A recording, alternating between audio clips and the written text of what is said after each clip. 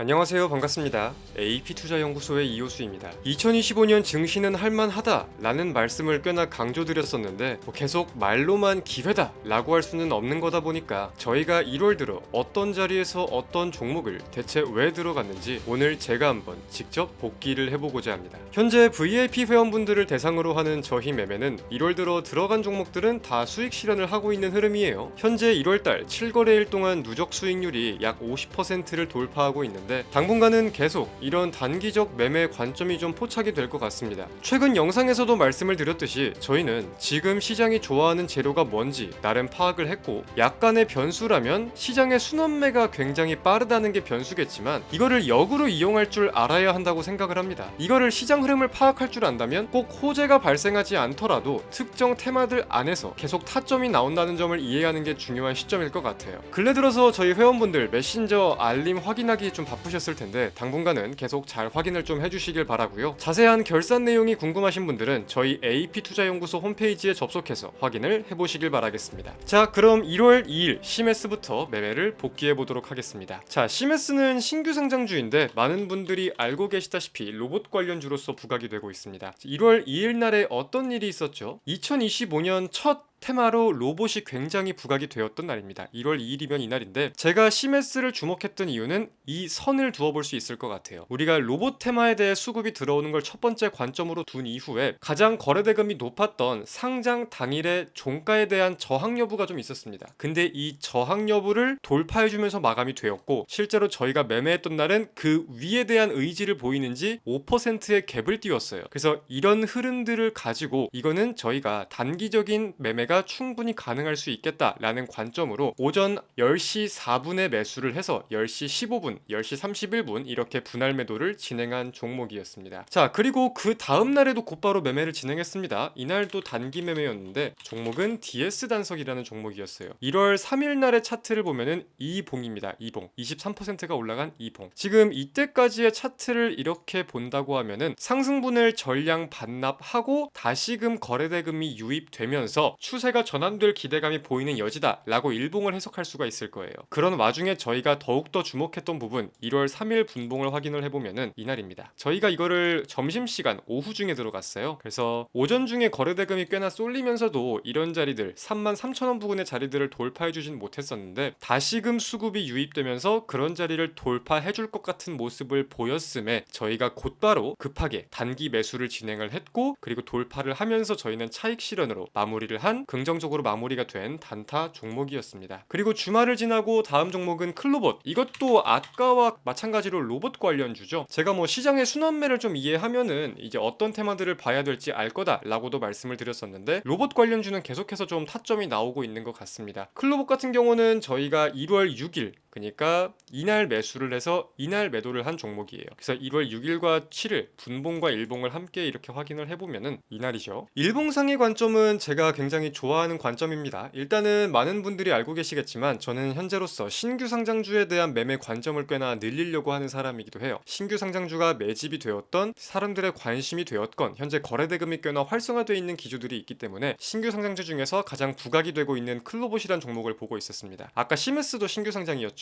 근데 이제 대세 상승을 보이려고 했던 가장 높은 거래대금을 띄었던 1월 2일 캔들 종가를 1월 6일 날에 돌파해주는 흐름이 보였어요. 그래서 이거는 고점에 대한 부담감이 분명히 있을 수는 있겠지만 그 윗 물량을 해소하기 위해서 터치를 한번 하기 위한 의지를 강하게 보이고 있는 종목이구나. 그리고 테마에 대한 이슈는 계속해서 나오고 있는 상황이었으니까 클로봇에 대한 종목을 그래서 곧바로 매수를 진행을 했고, 이날 매도를 하지 않고 1월 7일 오전에 저희가 분할 매도로 시초가에 한번 그리고 고가 부근에서 한번 성공적으로 분할 매도를 성공했던 종목입니다. 자, 그리고 그 다음 저희가 매수한 종목 1월 7일이네요. 현대힘스란 종목을 매수를 했습니다. 이거는 조선 관련주로 많은 분들이 알고 계시죠? 1월 7일이면 이날인데 사실 이때 아마 많은 저희 회원분들이 의문을 좀 가지셨을 것 같아요. 누가 봐도 대장은 한화오션이고 그 다음 2등주는 1승을 꼽아볼 수가 있었을 거예요. 왜냐면은 한화오션이 이때 상장 이래에 가장 높은 거래대금을 기록하고 있었고 그 다음 1승도 마찬가지로 상장 상장 이래에 가장 높은 거래 대금을 보이면서 시장의 관심이 가장 높은 종목이 이 두 종목이었거든요. 근데 왜 현대임스를 들어갔냐? 이때는 많은 분들이 좀 의문을 가지셨을 거라 생각을 합니다. 뭐 기술적인 관점은 크게 특별한 건 없어요. 기존에 돌파를 못 해주던 고점 자리를 이제 돌파해주는 흐름임에 매수를 했는데, 중요한 거는 왜 현대힘스이냐 이겁니다. 1승도 있었는데 이때 이제 이 종목이 지금 상장한 지 1년이 안 됐어요. 이것도 신규 상장주죠. 근데 이거는 어떤 가능성이 좀 엿보였었냐면은, 제가 나름대로 좀 기존에 분석을 해봤던 결과, 이 보호예수가 풀리면서 현재 최대 주주가 사모펀드로 등록이 돼 있는데 경영권까지 해가지고 매각에 대한 기대가 조금 솔솔 올라오는 종목이라고 생각을 했습니다. 근데 그러면은 관련된 내용이 가시화 되려면 1월 26일 전에 분명히 내용들이 나와야 할 텐데 라는 기대감까지 함께 덧붙여가지고 약간의 리스크가 있다면 있을 수도 있겠지만 리스크가 없는 큰 수익은 없죠. 그래서 1월 7일 매수를 해서 이틀 버티고 오늘 긍정적인 관점으로, 이것도 두 차례에 걸쳐서 저희가 매도를 했습니다. 9시 3분에 한번 매도를 했고요. 이 자리죠. 이 자리 매도를 한번 하고 오전 고가 긍정적으로 잘 마무리가 된 종목입니다. 자, 그리고 그 다음 저희가 매수를 했던 종목은 YC라는 종목이에요. 이거는 사실 좀 유별납니다. 이거는 저희가 사실 단기 종목으로 편입을 해둔 게 아니에요. 스윙 중장기 관점으로 편입을 해두었어 가지고 저희가 나름대로 준비를 해서 홈페이지 저희 VIP 추천 종목란에도 올려놨습니다. 보시면 1월 7일 화요일 VIP 추천 종목이라고 나오는데 11,100원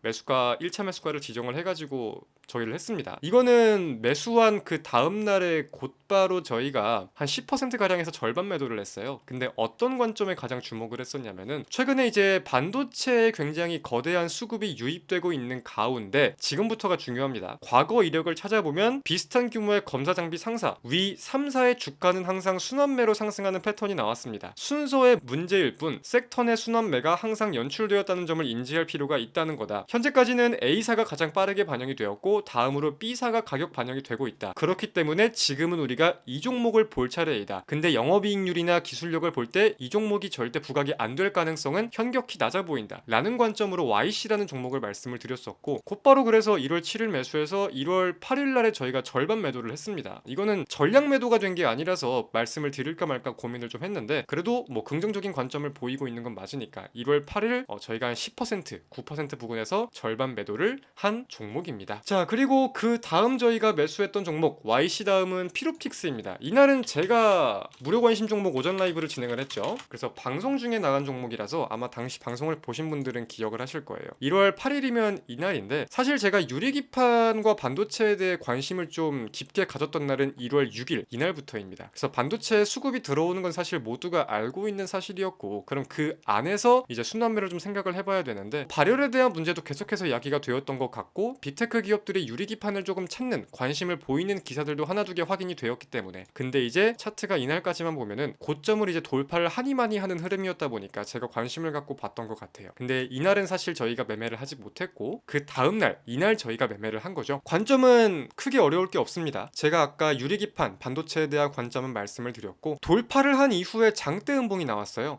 장대 음봉이 나오고 나서 여기서 계속 이렇게 뭐 흘러내렸다고 하면은 단기적 추세 이탈이라고 생각할 수 있겠지만, 제 방송을 좀 보신 분들은 아마 아실 겁니다. 저는 장대 음봉이 나온 차트를 좋아한다는 거를. 장대 음봉이 나오고 그 다음날 다시금 곧바로 수급이 붙으면서 음봉을 메우려는 모습을 보였어요. 근데 이 장대 음봉의 경우는 기존 이런 자리에서 매수를 했던 사람들에게 차익 실현의 기회를 주는 거잖아요. 그래서 매물대가 어느 정도 정리가 되었다고 해석을 해야 되기 때문에 적은 거래 대금으로 쉽게 이 자리까지는 올라갈 수 있다 라는 관점을 가지고, 플러스 반도체 중에 유리기판 수급이 이날 제일 강했습니다. 그게 곧바로 반도체로 다시금 바뀌더라고요. 그러면서 제가 피롭틱스란 종목을 말씀을 드리고, 이것도 단기적으로 저희가 잘 수익 실현을 한 종목인 것 같습니다. 아마 9시 한 15분 16분 이쯤 저희가 매수를 해서 이쯤 어디에 이 상승 사이클이 끝날 때쯤에 매도를 했던 걸로 정확하게 기억을 하고 있습니다. 자, 그리고 그 다음 종목은 SOS랩입니다. SOS랩은 많은 분들이 아시죠? 이제는 우리 감사한 회원분들과 시청자분들이 가수오 수오랩이라고 불러주시기도 하는데, 사실 옛날부터 저희가 계속 매매를 좀 진행해왔던 종목이다 보니까 이 종목의 흐름은 제가